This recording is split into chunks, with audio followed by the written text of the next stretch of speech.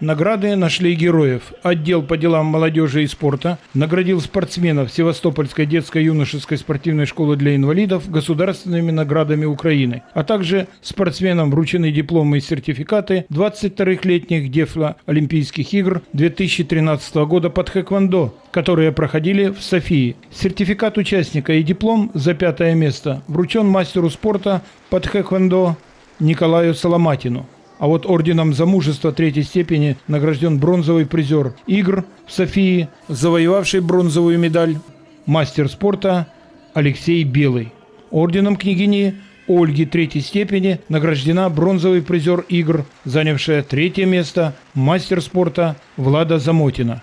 Орденом за мужество 2-й степени бронзовый призер 21-х летних Дефло-Олимпийских игр 2009 года в городе Тампеи, а также стал серебряным призером 22-х летних Дефло-Олимпийских игр в Софии. Награжден орденом мастер спорта международного класса Алексей Седов. За подготовку призеров 22-х летних Дефло-Олимпийских игр 2013 года Алексея Белого, Влады Замотиной, Алексея Седова орденом Даниила Галицкого награжден заслуженный тренер Украины, мастер спорта Александр Пироженко.